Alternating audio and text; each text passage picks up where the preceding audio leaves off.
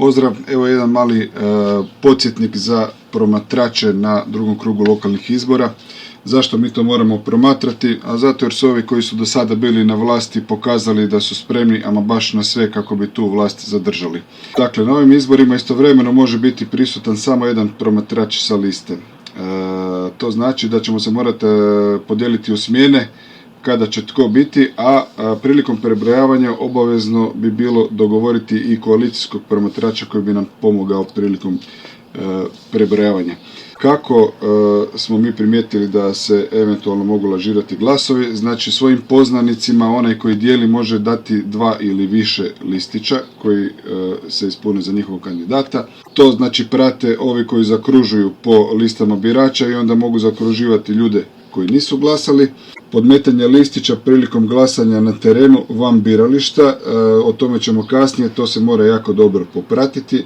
I četvrta stvar, normalno dodavanje ili poništavanje listića prilikom prebrojavanja glasova na zatvaranje birališta. Kako smo mi složili naše smjene ovdje u općini Medulin, znači od 6:15 kada se otvara biralište, kada je potrebno da dođe prvi promatrač, taj bude negdje do 11 i kasnije se vrati na zatvaranje, recimo oko 18 sati pa sve do 22 sata dok se sve to ne završi. Drugi promatrač je njegov kolega ili kolegica koji ga mijenjaju od 11 do 18 i odrade tu dnevnu smjenu i koordiniraju izlaske usput na terene po glasove. Treći promatrač bi bilo dobro kada bismo ga imali, to je taj koji vani ide u pratnju glasova i glasanja na terenu. I četvrti promatrač je taj koalicijski promatrač koji kao nije naš na papiru, ali zapravo je naš suradnik koji je najvažnije da bude prisutan na prebrojavanju glasova na kraju kako bi nam pomogao. Što je naš posao prije otvaranja birališta, znači ujutro kada dođemo? Moramo prebrojati i provjeriti prazne listiće. Znači, sve listiće koji su stigli na glasanje, koji su prazni, moramo vidjeti da li ih ima točan broj kao što je navedeno, zapisati početne i zadnje serijske brojeve kako bi znali točno koji serijski brojevi su sa našeg birališta, ukoliko bi sa terena došao neki listić koji nam je sumnjiv pa ga provjerimo da vidimo da li je sa naše liste. Pregledati pripremljeni stol, oko stola, ispod stola, da nema dodatnih listića ili kuverti, znači sve mora biti razmaknuto i uvijek vidljivo u cijelom procesu biranja. I unaprijed tražiti objašnjenje što će se pisati po listama birača, znači da vam objasnim točno u kojoj listi birača se što zaokružuje kada dođe glasač, tako da vi znate što oni rade, da ne bi zaokruživali nešto da vi mislite da oni rade neki svoj posao, a da oni zapravo dodaju nekakve izmišljene glasače. I unaprijed dogovoriti kada se izlazi na teren, to je jako važno, znači u kojem terminu i koliko će se nositi listića, te dogovoriti našeg promatrača. Ovo je jako bitno jer na teren se po nekakvim uhodanim pravilima izlazi kada je smjena biračkog odbora, znači između 12 i 1. Nakon toga se kao ne bi trebalo izlaziti, ali kod nas su pokušavali izlaziti sve skoro do zatvaranja birališta i to je onda jako sumnjivo zašto se to radi sa manjim brojem članova biračkog odbora. Tokom rada birališta što je naš posao? Znači moramo prvo brojati glasače. Znači ja predlažem negdje na našem blokiću u kojeg pišemo zabilješke tokom glasanja, da negdje na dnu blokića gdje nam je jako brzo za to odraditi, da radimo one crtice, onih 5 crtica i na kraju ih prekrižimo. To je po meni najlakši način, napravite si grafički 4 kolonice, to je 20, 2, 2, 2, 4, 6, 80 i odmah znate koliko imate glasača koji su izašli. Ukoliko imate neku aplikaciju, neki brojač, counter, nešto da možete zajedno sa svojom listom pratiti glasače, moj predlog je da to ne radite direktno u svoj counter, znači preko svog smartfona, nego da prvo pišete na papir, znači da na papiru imate točan broj. I onda taj točan broj svako toliko unesete u svoj brojač na iPhone-u. Bitno je znači da cijelo vrijeme gledate proces biranja i birališta i što se radi sa kuvertama, što se radi s listićima, koliko se listića ubacuje u kutije, to je puno bitnije nego slati poruke i čačkati po mobitelu. Znači pratite usput za okruživanje listi. da vidite da li se zaokružuje kad čovjek da osobnu kartu samo jedan broj ili se zaokruži još nešto pored njega. Ne morate odmah reagirati ako to vidite. Pratite dijeljenje listića, znači da čovjek koji dijeli listića ne dijeli 2 listića ili 3 ili 4. Pratite glasanje na terenu i kuverte. To je jedan potencijalno veliki problem ukoliko neko nam želi umetnuti neke glasove. Znači, ljudi koji izađu na teren po glasove, 1 ili 2 člana odbora mogu biti u dogovoru sa nekim i jednostavno sa terena vrate drugu kuvertu ili u kuvertu ubace svoj drugi listić ili eventualno pogledaju šta je čovjek glasao, ako im se ne sviđa glas jednostavno ponište listićne. Znači, glasanje na terenu bi bilo najbolje da prati naš promatrač koji je vani i koji je u kontaktu s našim promatračem unutra.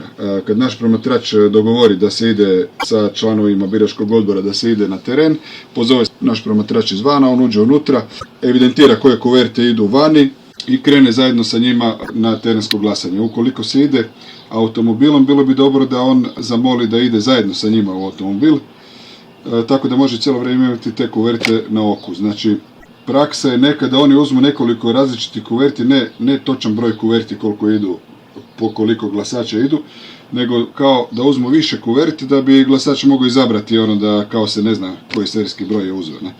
U tom slučaju taj koji ide van mora dobro pratiti sve kuverte prazne i ispunjene i da se to vrati nazad. Ako on to sve dobro poprati i vrati se nazad do mjesta i nama da znak koji smo unutra da je to sve odrađeno kako treba, onda mi tu nemamo više posla. Ne. Iz kuverte od glasača se izvade listići i bace u kutiju i to je to. Ne. Ukoliko je bilo nekakvih problema ili ukoliko nemamo promatrača koji će ići u pratnju, možda bi bilo dobro zamoliti članove odbora koji idu vani prikupljanje terenskih glasova da nam daju uvid da zapišemo serijske brojeve listića koji su izašli van i kada se vrate nazad da ih zamolimo da taj listić koji je glasan da jednostavno da ga provjerimo samo serijski broj, da nam prekriju gore ko je zaokružen, da nam daju samo serijski broj na uvid da vidimo da li je to taj isti listić. Ukoliko nam to dopuste, ja mislim da bi to trebali, meni su to bili dopustili. Ovako, znači kada je prebrojavanje glasova, to je sad najveća mogućnost da dođe do nekakve malorizacije sa tim glasovima. Ne? Znači moramo tu biti 100% sigurni da sve vidimo i da kontroliramo cijelu situaciju. Ne smijemo sjediti negdje sa strane, ne smijemo imati ljude koji su nam okrenuti u leđima, koji nešto rade, a ne vidimo šta rade.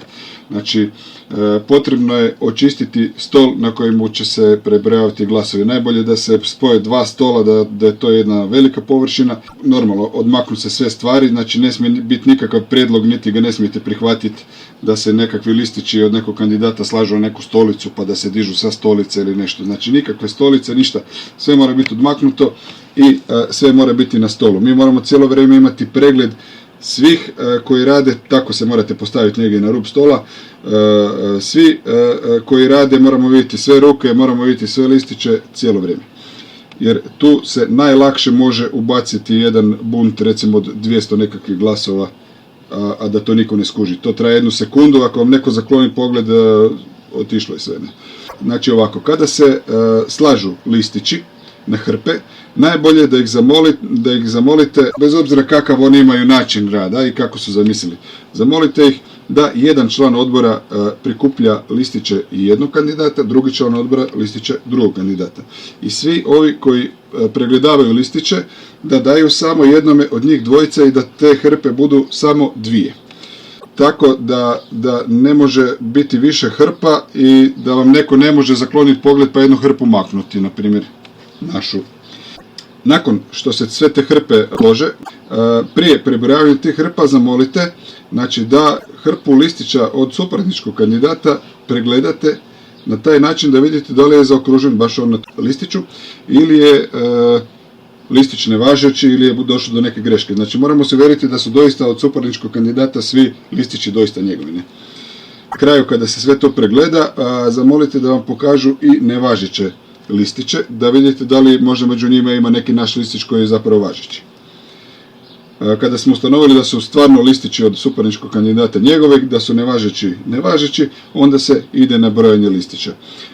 Onaj broj glasača kojeg smo mi izbrojali dok smo pisali one svoje reckice se mora slagati sa brojem listića koji su glasali. Znači, suparnički kandidat, naš kandidat plus nevažeći listići, to mora biti taj broj. Znači, ukoliko ima više listića, onda je problem. Onda moramo ići u nekako pregledavanje listića, pregledavanje praznih listića, da ustanovimo da li se matematika slaže od početnog broja listića do završnog. Znači, to je jako važno da mi izbrojimo koliko je glasača glasalo i da nema više listića od tog broja.